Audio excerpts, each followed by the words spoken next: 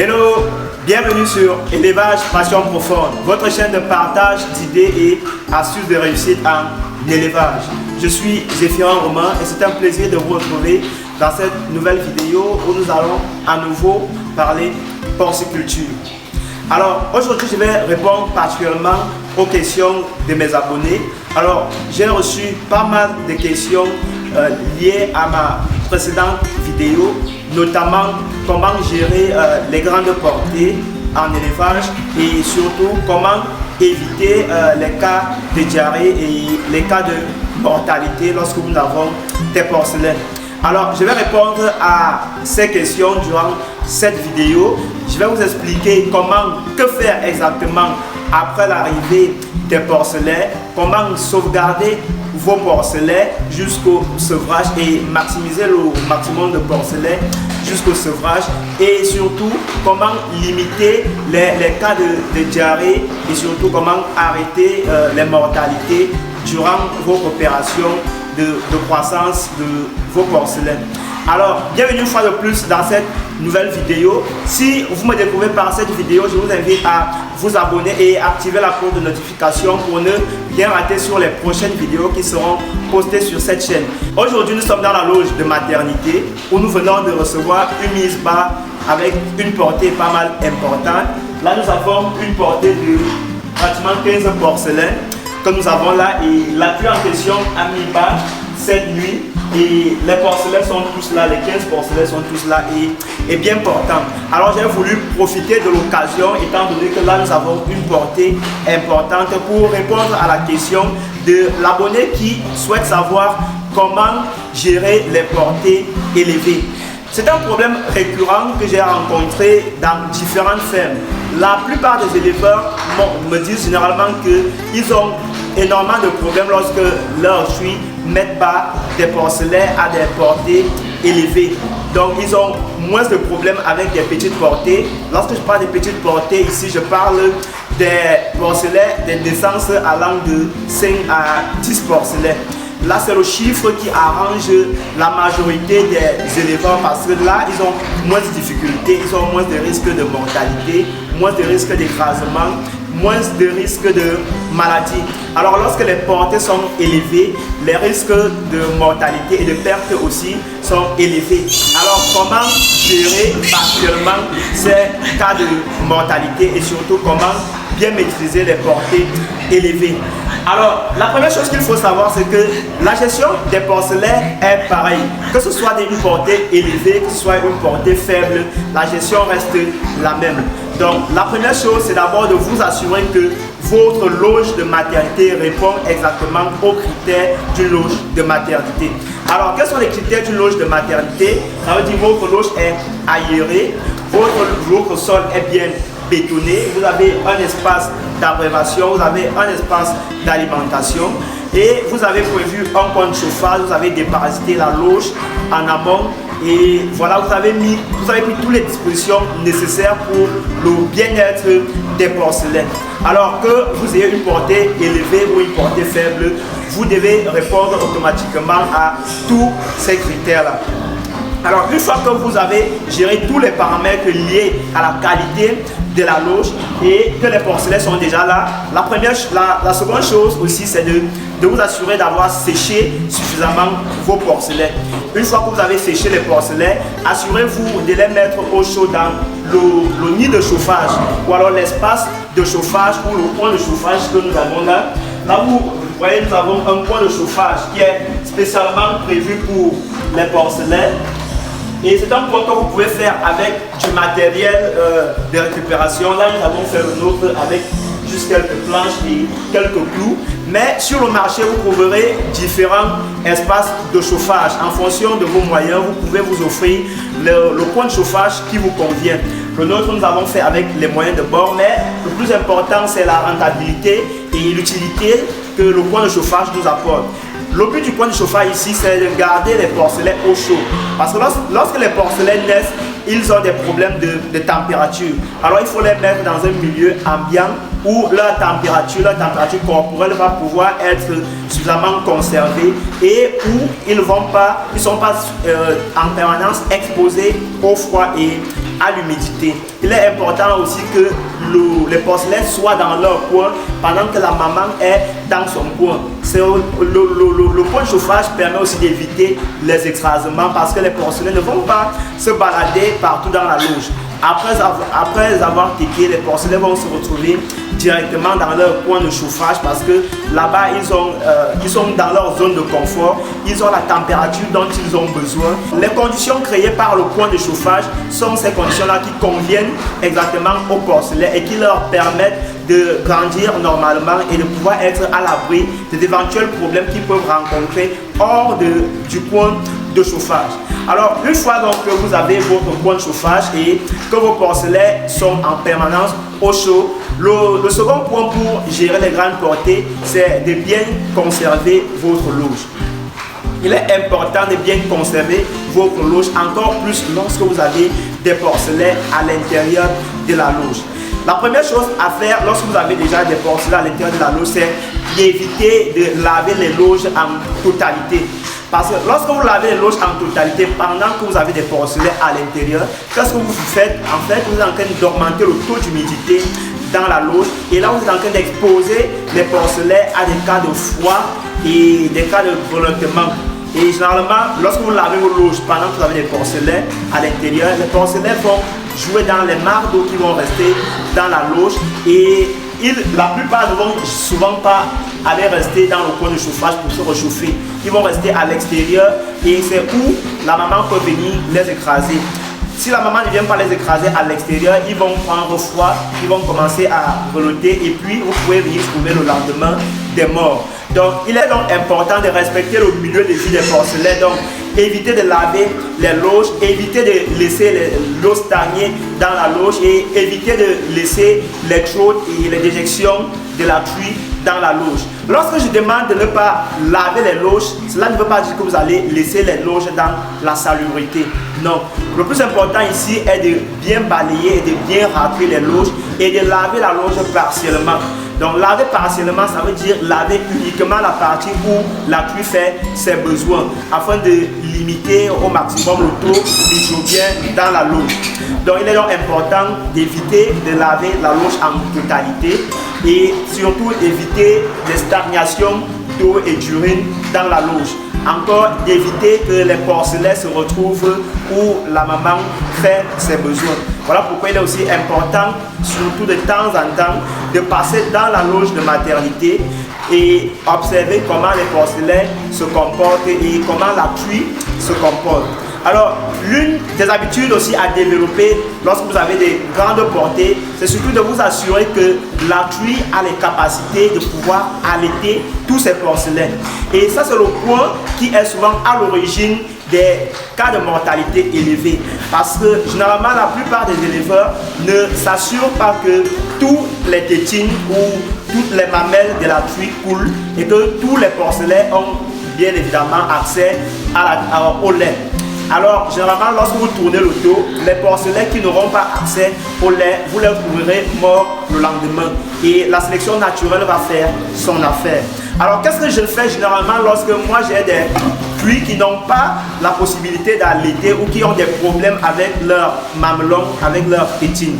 Alors, il y a des produits que vous pouvez administrer aux truies qui vont permettre, qui vont stimuler la coulée de lait et qui vont favoriser à ce que toutes les mamelles coulent normalement. Alors, l'un des produits à administrer est l'oxytocin que vous pouvez trouver dans les pharmacies vétérinaires. Ce produit va vous aider à stimuler la coulée du lait et à vous assurer que exactement tous vos porcelaines ont accès au lait. Très important, veillez toujours à ce que tous vos porcelaines aient accès au premier lait et surtout veillez à ce que tous vos sujets aient accès aux tétines. Alors l'autre point pour mieux gérer les grandes portées est au niveau de la gestion des porcelaines. Pour mieux gérer vos porcelaines, il faut éviter au maximum de commencer à leur administrer des produits pharmaceutiques dès leur naissance. Généralement, il y a des éleveurs qui commencent à faire des administrations dès le premier jour, le deuxième ou le troisième jour. Ce qui n'est pas recommandé parce que les porcelaines ne sont pas encore solides et forts. Et là, vous courez le risque de faire une mauvaise injection ou alors de créer un déboîtement suite à la mauvaise manipulation des jeunes porcelains. Il est donc recommandé de faire plutôt les injections sur la truie allaitante. Et comme ça, la truie, elle va distribuer ces produits-là par la coulée du lait. Donc, les porcelains vont pouvoir s'alimenter et consommer les produits que vous avez injectés à leur maman. La stratégie ici est de limiter les activités de stress au maximum. Éviter de manipuler les porcelains, éviter de faire des injections aux porcelains. Alors, le premier jour, dès la naissance, assurez-vous de faire une injection de fer parce que les porcelains, dès la naissance, ont des carences en fer. Donc, faites directement l'injection au niveau de la truie et faites aussi une injection d'oxytocin pour stimuler la coulée de lait. Et là, dès le 5e jour, vous pourrez faire une injection directe sur les porcelains associés à la vitamine afin de diminuer les activités de stress. Toujours associer la vitamine lorsque vous faites une injection à vos porcelains. Ça permet de limiter les activités de stress car la vitamine ici va jouer un rôle d'anti-stress en plus de stimuler leur appétit. L'autre point pour gérer les grandes portées est de bien s'occuper de la truie allaitante. Parce que la truie allaitante, la quantité d'aliments ou la qualité de soins que vous apportez à la truie allaitante va dépendre de la façon dont la truie va s'occuper de ses petits. Parce que tout ce que vous donnez à la truie, vous êtes en train de nourrir aussi en même temps vos porcelains. Donc il est important que vous améliorez la qualité du service que vous apportez à vos truies allaitantes en fonction de la quantité de sa portée ou de la quantité de ses petits. Donc directement après la mise bas, la truie généralement a un indice de consommation qui va baisser mais qui va reprendre du volume dans les 3-4 jours qui suivent. Voilà pourquoi il est important d'administrer à la truie allaitante de la vitamine après la mise bas afin de la déstresser et de stimuler à nouveau son appétit. Et une fois que vous lui avez administré de la vitamine, assurez-vous d'apporter énormément d'eau à la truie allaitante parce que la truie a besoin de beaucoup d'eau pour pouvoir alimenter tous les petits. En plus de l'eau, assurez-vous aussi d'apporter aux truies allaitantes un complément végétal car l'aliment complet ne résout toujours pas tous les problèmes. Nous avons un complément végétal qui est riche en fer et qui est riche en minéraux et qui va beaucoup apporter à vos truies à la place de l'aliment. Alors, veillez donc à apporter une eau saine, veillez à doubler les quantités alimentaires de la truie en fonction du nombre de porcelains. L'une des stratégies à utiliser pour connaître avec exactitude la quantité d'aliments à donner à vos truies après la mise bas est déjà d'avoir une précision sur la quantité alimentaire de la truie en fonction de son volume. Généralement, la quantité alimentaire de la truie est de 3 à 2,5 kg. Ça, c'est la quantité alimentaire exacte. Et sur cette quantité alimentaire, vous allez juste faire 0,25 kg fois le nombre de porcelains et associer la quantité que ça vous donne à la quantité exacte de la truie. Donc, l'exercice ici est simple. Vous avez par exemple une truie qui a mis 10 porcelains et la truie a une quantité normale qui est de 2,5 kg en fonction de son volume bien évidemment et vous allez faire en plus 0,25 fois 10 ce qui vous donne en plus 2,5 kg.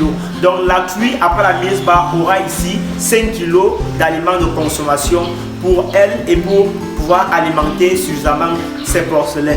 Il est important donc de veiller à cette quantité alimentaire là afin de permettre à la truie de bien s'occuper de ses porcelains. Sinon, à la limite, votre truie aura des difficultés à s'occuper de ses porcelains parce que la portée sera élevée, le ratio alimentaire ne sera pas égalitaire et elle ne pourra pas s'occuper des petits. Et généralement, dans ce cas, la truie va développer des habitudes de cannibalisme. Elle va commencer à refouler les petits et elle peut même commencer à tuer ou à manger les petits parce que les petits sont en train de l'encombrer et en train de la consumer. Parfois, vous pouvez avoir une truie qui va perdre la vie parce qu'elle alimentait les petits. Et dans ce cas, les truies perdent souvent la vie parce que, en fait, la compensation alimentaire n'est pas égale aux dépenses énergétiques que la truie fait pour alimenter ses petits et pour les maintenir en vie. Donc voilà pourquoi il est important de veiller sur la sécurité de la truie et surtout, par la même occasion, veiller sur le bien-être des porcelains. Il est aussi important de passer du temps dans votre loge de maternité, surtout lorsque vous avez des grandes portées. Parce que les problèmes liés aux écrasements sont des problèmes que vous ne pouvez pas toujours éviter, sauf si vous êtes présent de façon permanente et que vous passez de temps en temps dans votre loge pour observer les petits, observer les cas d'écrasement, observer les cas de bagarre, observer les différents cas qui peuvent arriver et intervenir à temps. Donc il ne faut pas abandonner la truie après la mise bas et vous dire tout simplement qu'elle saura comment s'occuper des petits. Le problème est plus compliqué lorsque la portée est élevée parce que les porcelets sont nombreux et vont dans tous les sens. Dans les 3-4 premiers jours, la pluie aura besoin de votre assistance pour que de temps en temps, vous l'aidiez à mettre les petits de côté. Même la nuit, vous devez venir faire des tours. Vous devez faire des tours dans la nuit avec une torche ou si votre ferme est éclairée pour assister la pluie parce que même dans la nuit, la pluie peut facilement écraser ces porcelets. Alors, l'autre gros problème que les gens ont généralement avec les portées élevées, ce sont des cas de diarrhée, des cas de mortalité et des cas de maladies élevées. Alors ici, pour éviter les cas de maladie, il faut déjà comprendre quelles sont les causes de maladies, qu'est-ce qui occasionne ces différents cas et de diarrhée et de mortalité et surtout même d'inégalité au niveau de la croissance. L'une des grosses raisons des cas de maladie, surtout de diarrhée au niveau des porcelets, est la qualité ou la gestion des loges. Donc c'est le fait de mal gérer vos loges qui est souvent à l'origine des cas de maladie au niveau de vos porcelets. Donc vous pouvez avoir la gestion des loges, la qualité de l'aliment ou alors la gestion de la truie. Donc il est important pour la gestion de la truie de limiter les activités de stress au niveau de la truie et même au niveau des porcelets. Et pour la gestion de la loge, on l'a déjà dit, il est important d'éviter les cas d'humidité, d'éviter de laver la loge en permanence et d'éviter d'abandonner la loge avec des saletés. Donc voilà, maintenant que vous veillez sur tous ces paramètres qui peuvent occasionner des cas de maladie, il est aussi important de bien suivre votre fiche de prophylaxie médicale parce que les porcelets ont énormément de carences et pour qu'on ne soit pas rattrapé par ces carences-là, il faut prévenir. Il faut prévenir les carences afin de ne pas être exposé aux maladies. Et la meilleure façon pour prévenir ces différentes carences-là, c'est de bien tenir votre fiche de prophylaxie médicale et sanitaire. La fiche de prophylaxie médicale ici va répondre aux différents produits que vous aurez à administrer à vos porcelets en fonction de leur niveau, en fonction de leur évolution. Donc le premier cas ici est d'apporter au porcelet un complément en minéraux et en fer. Alors comme on l'a dit, le premier jour il n'est pas nécessaire de faire des injections directement sur les porcelets. Donc il faut faire une injection de fer associée à la vitamine et à l'oxytocine à la truie qui vient de mettre bas afin que cette truie puisse distribuer directement au porcelet. Ça c'est l'injection à faire à la truie le premier jour après la mise bas. Alors vous ferez une deuxième injection mais là au niveau des porcelets et cette injection peut se faire le 4e jour ou le 5e jour et là ça sera une injection de fer et de vitamines que vous allez tout simplement apporter au porcelet et là ça ne sera plus à la truie allaitante. C'est une injection que vous pouvez faire au 4e ou au 5e jour et là vous ferez une 3e injection au 21e jour. Ce sera toujours une injection de fer et de vitamines que vous allez apporter au porcelet et à la fin vous ferez au 45e jour, quelques jours avant le sevrage, vous ferez une autre injection mais là ce sera une injection de vitamines associées aux antibiotiques et directement au sevrage et là vous ferez une énième injection au sevrage où vous allez associer vermifuge et vitamines. Pourquoi faire le vermifuge au niveau du sevrage? Vous ferez le vermifuge afin de débarrasser les sujets de tout ce qu'ils ont comme microbes au niveau de leur organisme et tout ce qu'ils ont comme problème de gaz liés à leur peau. Et c'est aussi pour les permettre de monter rapidement en croissance et surtout de stimuler leur appétit. Donc il est donc important de bien gérer cette fiche de prophylaxie médical et de vous assurer que vous faites ces injections de façon continue en fonction de votre programme de prophylaxie et de votre calendrier de suivi. Et là aussi, vous pouvez avoir des astuces qui peuvent vous permettre d'être à l'abri des cas de diarrhée. Là, ce sont des astuces plus naturelles que j'utilise généralement lorsque nous n'avons pas de produits disponibles. Alors, qu'est-ce que nous utilisons? Généralement, nous utilisons des feuilles de papayer que vous pouvez apporter au porcelet.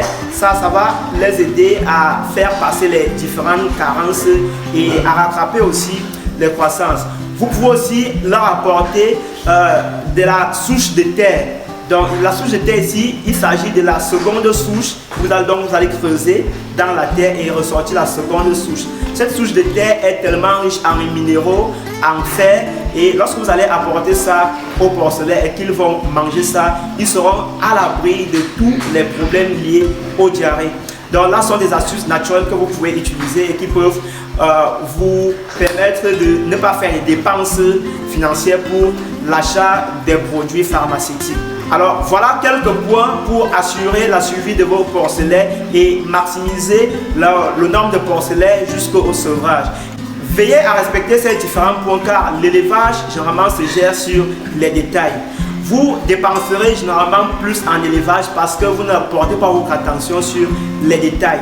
Il est important de veiller sur les détails, sur l'observation, sur le suivi, sur l'attention et sur la patience. Donc, développez toujours les habitudes de patience, développez toujours des habitudes de constance et de rigueur au niveau de la gestion de vos bêtes. Et ce sont toutes ces habitudes qui vont vous permettre de maximiser la qualité, maximiser sur la qualité de vos sujets et surtout de rentabiliser votre investissement. Merci d'avoir suivi cette vidéo jusqu'à la fin. Si vous avez des préoccupations en élevage et dans des domaines particuliers, n'hésitez pas à me les laisser en commentaire, je me ferai un plaisir de vous répondre. Et si cette vidéo vous a plu, n'hésitez pas à la partager avec une personne dans votre entourage que ça peut aider. Ça m'aidera beaucoup à propager davantage mes activités. On se dit ciao ciao, à la prochaine.